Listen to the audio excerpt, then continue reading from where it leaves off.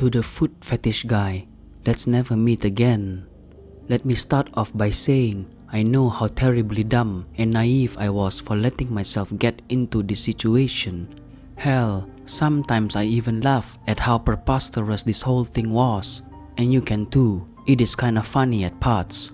However, at the time, I knew if I had been just a little dumber, I might have not been so lucky. And no, I do not have a foot fetish myself. It had all started a couple of years ago. I was a sophomore in high school, 15 or 16 at the time, and I was hanging out with extremely toxic and emotionally manipulative acquaintances, Holly, who let's just say weren't shy on getting money from lucrative ways. Such ways included scamming older men for their money, from fake dating profiles she made of other girls in our grade she didn't like, stealing from her parents and bumming off money and things from her other friends. She had been doing this for years, same age as Carter and I, and was a minor at the time. Sure, we could have been considered friends, but I was much closer to my best friend Carter. Carter had been best friends with Holly since freshman year, and honestly, the only reason I hung out with her was because Carter insisted on inviting her to our hangouts every time. Holly was not a good person, and I quietly put up with her antics. One day, she started talking about her friend Sarah. Awesome, but honestly I really didn't care, especially knowing Carter ditched me for her.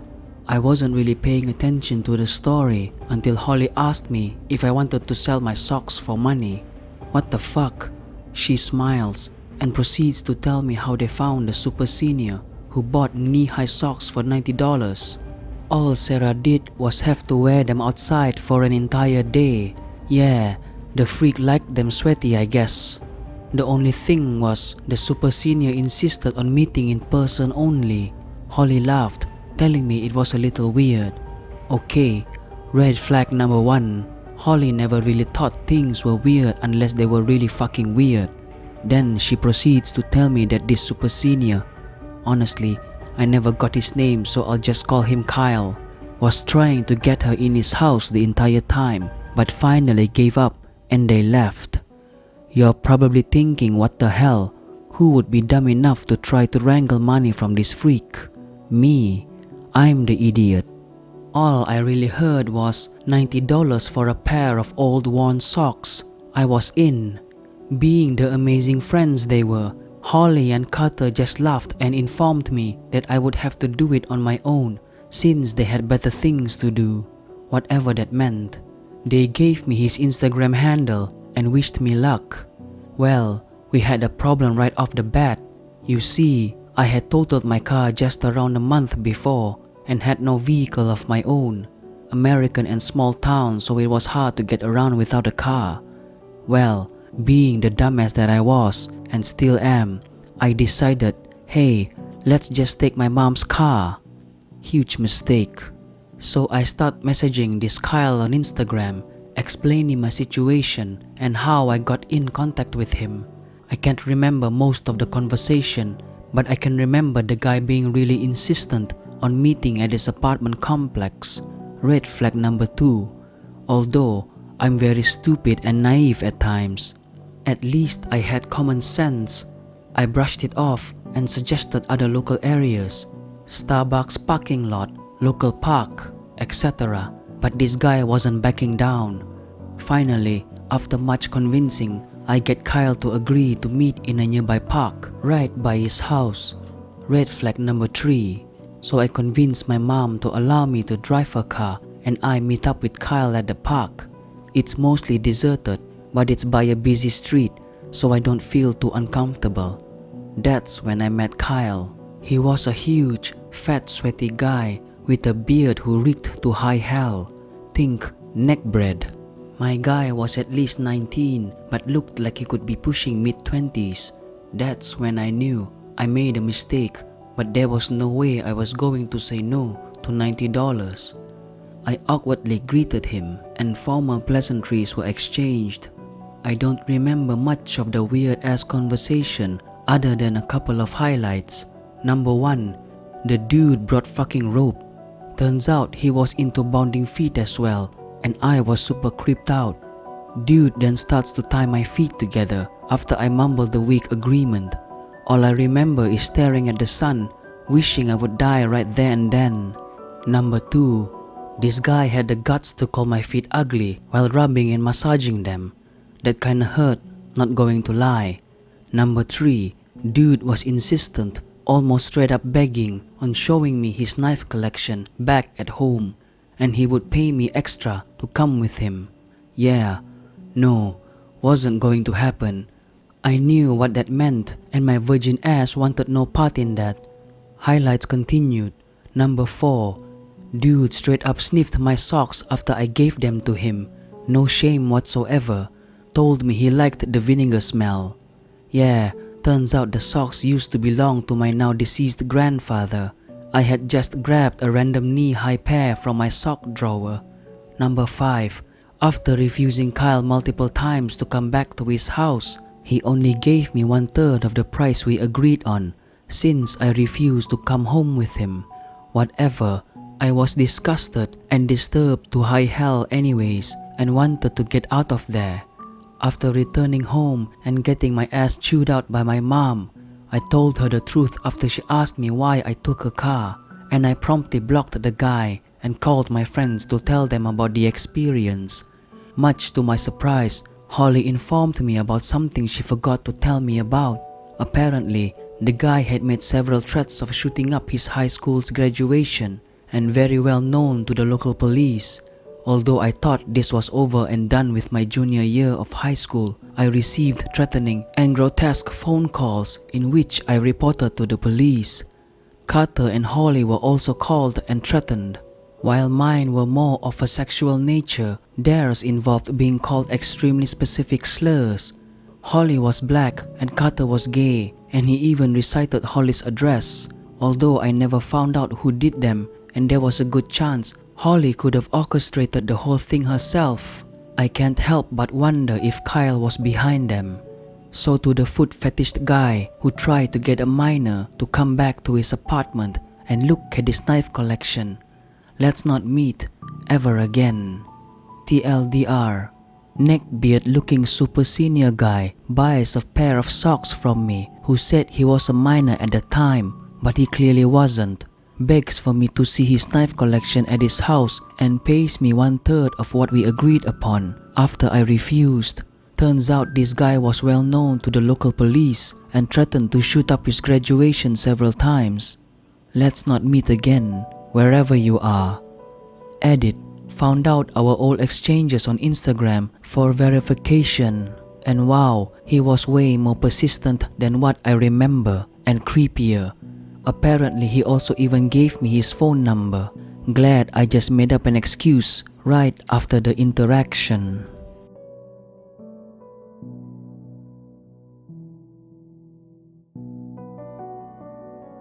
Please double check your children before you take them home from daycare or preschool. I'm a second-generation male who grew up in a maternal-dominated household where whatever mom said goes.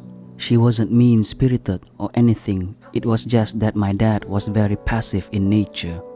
I grew up with 3 older siblings, and when it was time for me to go to college, I wanted to get away, as far away from home as possible.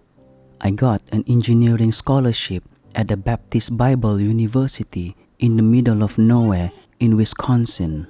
I had lied left and right on my entrance applications regarding my faith because I always viewed myself as an atheist, and if I was honest, I would never have gotten the scholarship, which saved me approximately $150,000 in tuition cost. Besides attaining the degree, the other best thing to come out of that school was meeting my now wife, Heather, where we ended up settling down in a small town in Wisconsin with a population of 350 people. My wife, Heather, has a very strong faith, and I guess I've been lying to her as well regarding my lack of faith. She is the oldest of 5 siblings, and myself be the youngest in my household, so our personalities seem to mesh well, where she naturally bosses me around. Heather found a small Baptist church in our small town where we go every Sunday. The church is painted white, where there are about 60 other parishioners, and was built in the 1890s. The pastor is in his early 50s and has his own college-aged children. I really dread going to church, but I jokingly say to myself that it came along with picking an attractive girlfriend in college. Slightly less boring is my engineering job at the local steel company, where I will never get rich, but at least it has good medical benefits. With both of us being settled in this small town, we were starting to get bored, so Heather made some type of Bible reference that we should be having our own kids, and we've been trying to conceive for what seems like over a year now. I knew we are young, so Heather not being able to get pregnant didn't bother me much. But Heather, working at the church-affiliated daycare or preschool, seemed to constantly remind her of us potentially never being able to have kids. The local area's population really swells during the growing season because of all the migrant workers and their families who flood the area. Our church offers preschool to the migrant families at a really cheap price, so Heather is kept really busy. Heather would meet with Pastor Phil after her preschool job with the hope that prayers would help us with our first baby. I too have to read way too much of that Bible to help soothe Heather, because she thinks that reading scriptures will somehow help her get pregnant faster. Then, as Heather managed to bite away all of her fingernails over the last few months from the stress of not being able to conceive, then at last, we finally got the good news we were waiting for. When she woke up one morning and got a positive home pregnancy test, I couldn't be any happier, as I was going to throw that damn Bible out the window.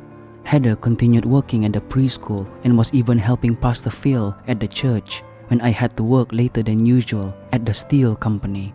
About 6 months into the pregnancy, I started noticing that I was having slight pain below my stomach that was relieved only after I would urinate.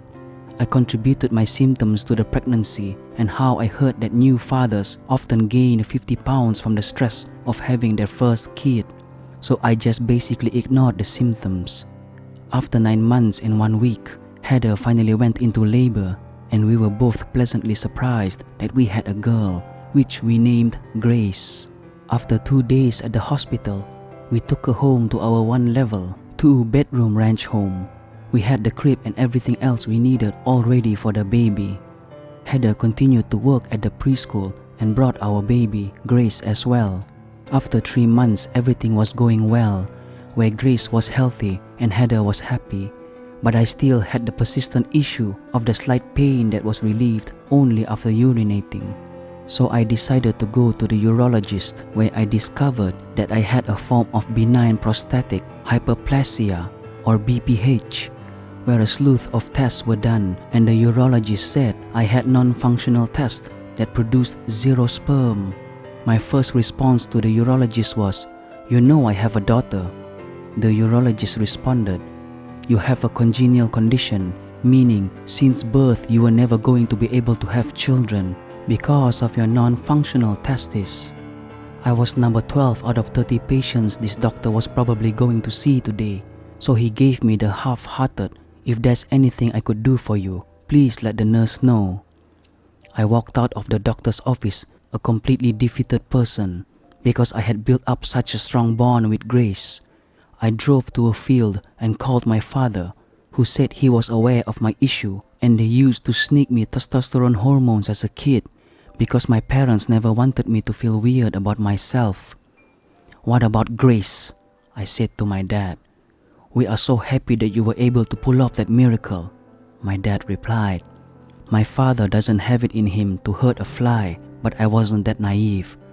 Just about anyone in town could be the father, from one of the Ukrainian migrant workers to a father at the preschool, to Pastor Phil, to even one of the South American migrant workers, which could also be a possibility. So I looked online at Quora and Reddit to see if any other guy had ever had the same issue, and not surprising with the hundreds of millions of people in this world, I found someone whose advice was, "You weren't going to be able to have your own kids anyway, so what's the difference if she went to the sperm bank or had sex with some John Doe?" I figured there was truth in that advice, where I would never be able to give Heather a baby or any other woman, so it'd be best if I just kept my mouth shut and just go along with the flow like my dad always did. So I went home with my steroid medication for the BPH and told Heather everything was fine, and hugged Grace because she is my daughter. Though I have dark brown hair now, Grace has blonde hair just like I did growing up, but stupid me didn't realize that Heather has blonde hair.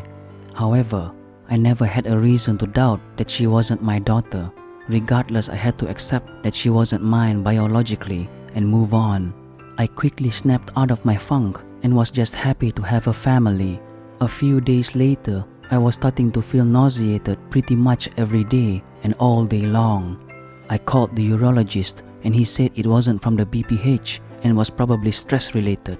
I did find it extremely degrading going to church every Sunday and looking at Pastor Phil, where I would be picturing him and Heather praying a lot with the hopes of helping Heather get pregnant.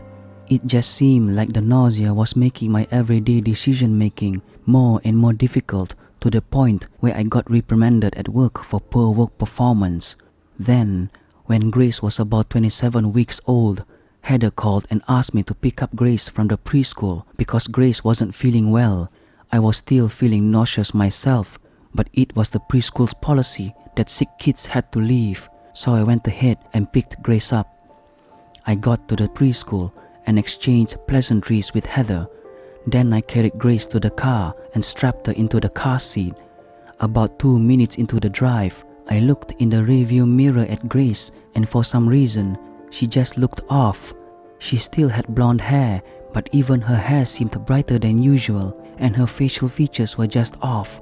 It was kind of like seeing one of those knockoff He-Man dolls or poorly drawn Mickey Mouses where you could look at it and say, okay, that kind of looks like a He-Man or a Mickey Mouse, but it's not the real thing. I know I've been feeling awful lately, and perhaps my judgment was cloudy, but I just couldn't stop looking in the rearview mirror. But I had to tell myself that Heather was the one who handed me Grace, and I better pull myself together before I get committed to a mental hospital. When I got home, I looked over pictures of Grace and the Grace that I had brought home, and I just felt more and more nauseous.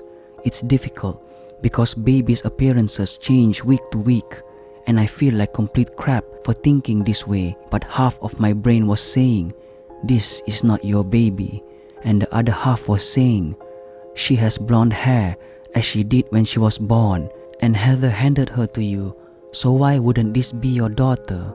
I put Grace in her crib because she looked tired, and I sat on the couch waiting for Heather to get home just so she could eyeball Grace and I could get some affirmation that baby was actually Grace. After a couple of hours of me sitting on the couch with my stomach turning into knots, Heather came home. Thankfully, she went right to the nursery without me saying, "Can you check and make sure that's the real Grace in the crib?" Heather came out of the nursery holding a half-sleeping Grace, and I guess it was just all in my paranoid head, as Heather didn't have any reservations about this baby not being ours. The days went on, and my stomach issues had actually got much better. Heather was promoted to the manager of the preschool, and I think we were the only family who drove a Tesla in a 100-mile radius of our town. Heather had a knack with money, and she was in charge of all our bills. I thought she must be doing something right, because we were getting takeout food more than we were cooking, and we were planning some really nice vacations on top of building a new home. Heather sprung the question on me if I wanted another child, and I just played along with the charade and said, "Sure, why not?" I knew I had zero outcome in this conception process, so I was just going to bury my head in the sand and let her do whatever kept her happy, because I couldn't give her what she needed anyways, and the end result was that my name was going to be on the birth certificates, and I'm the father, and that's all that matters to me. With my fingers crossed, this conception was much faster, which made me question if she wasn't already pregnant before she even asked me my opinion on a pregnancy in the first place. Regardless, it didn't matter, because outside of trying to conceive a child, I had no other suspicions that she was sleeping around outside of our marriage. The weeks went on, and Grace was getting bigger, and Heather was growing more pregnant. Grace eventually started to walk, and her hair and skin has gotten much darker. So I almost want to eliminate Pastor Phil as being her biological father because the guy has very light blonde hair mixed with white streaks. 9 months later, and our second daughter, Abigail, was born, who is almost an exact replica of Grace when she was born. Because I'm human, I almost played a game of Clue in my head where I tried to figure out who done it, meaning who's the actual biological father of Abigail. But this time it was more humorous to me versus causing me anger. It was really like having Grace all over again with Abigail. So I was convinced they both have the same biological father. Heather is 100% Irish with blonde hair and pale skin, which mirrors Abigail, and when Grace was more of a younger infant. So I'm guessing that Grace's father's genetics started to kick in as Grace got older. Just when we were taking our expensive trips to Disney World and enjoying our new home, then my unbearable stomach issues had come back with a vengeance. I hadn't had these stomach pains and nausea in well over a year. It got so bad that I had stayed home from work for a few days. When Heather got home from her preschool job, she was carrying Abigail, who is 5 months now, and Grace came in running through the door. Heather asked me how I was feeling, then told me how hectic the preschool was with the migrant children. I was half out of it with my stomach pains, but she handed me Abigail anyways, where I immediately said, "What the fuck?" "Excuse me?" Heather replied. "This isn't Abigail. What the fuck is going on? This is the same thing I saw about a year and a half ago with Grace," I responded. Heather looked at me with the most angry eyes and said, "Zach, this is your daughter. I know you're not feeling well, but you're making me feel real uncomfortable by what you are saying." I looked at the baby's hair and I said, "This baby has black head roots where I could still smell the bleach. Look at this baby's shirt. You could see where the bleach leached out the red from the shirt."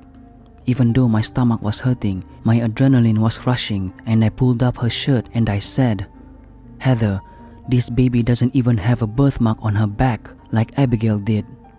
Heather's facial expressions quickly changed to where she said, "I can explain." "Explain what? Where is Abigail? Did you do the same thing to Grace?" I said. My stomach pain kicked in again and I fell back onto the couch. Heather said, "I'll go get Abigail." Then she left the house with both the Abigail and probable Grace imposters home with me.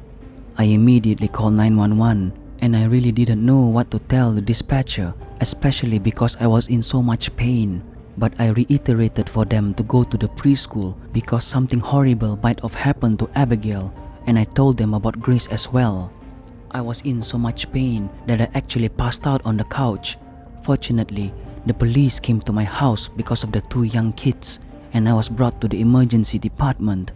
The ER doctor told me that I was being intentionally poisoned with antifreeze unknowingly by someone for probably days based on my symptoms. I surmised that Heather did this to distract me with the bait and switch with the babies that worked with Grace, but she got caught with Abigail. Because there were so many layers to this case, the FBI got involved. The FBI hasn't been able to track down Heather, and they have no idea of her whereabouts. The fake Abigail was determined to be a migrant mother's baby, where the mother contracted tuberculosis and gave the baby to a Baptist church for an illegal adoption. In turn, Heather kept the baby and, as I suspected, tried to trick me by dyeing her hair blonde. I wish the FBI agent would have just shot me in the head versus what she told me next. Her name was Agent Brodsky, and she put her hand on my right shoulder and said, "Zach, this is going to be really difficult for you to understand, but based on looking at your bank accounts, we suspect that Heather sold her own babies to probably the highest bidder for nothing more than greed and money." I started crying hysterically because I had built up such a bond with actual Grace and Abigail. I just couldn't believe I married such a monster. All she wanted was the Tesla and whatever else money could buy. Agent Brodsky told me people pay a ton of money for young blonde-haired girls, and there's no way of telling what the highest bidder's motives were for wanting my girls. But assume the worst because no saint is going to partake in illegal deals like this that involved my daughters. After she told me that, I just wanted to burn this house down and anything else associated with the money Heather used to purchase with the sale of our daughters. I called my father and told him about everything, and once again, I should have just had the news available when my father said, "Yeah, your mother told Heather when you guys were first dating about your testicular issues. I'm amazed your mother never told you. I think you're the only one that doesn't know with your mother's mouth." I really looked around for any sharp objects in this god-forsaken house because that meant Heather intentionally had chosen me years ago, thinking I wouldn't care about her bait and switch with the kids, knowing they weren't going to be mine, or perhaps that I would be dumb enough to fall for it. And perhaps for Grace's bait and switch, I did fall for her scheme. I mocked myself and said, "I guess I fooled her," as I put my newly prescribed antidepressants in my mouth to include Lexapro. The silver lining is that the courts have no idea who the fake Grace really is or who her parents are, and because I'm the only father she knows, I got to keep her.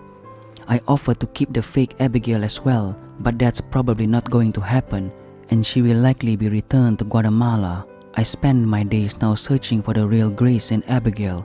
Every so often, I'll see a child that resembles one or both of them, and I have no idea if the kids I see were purchased. The FBI kept Heather's DNA on file in case the real Abigail or Grace were ever returned. The FBI also suspects that the other children were bought and sold through the preschool, and the FBI is still trying to determine Pastor Phil's involvement, if there was any at all.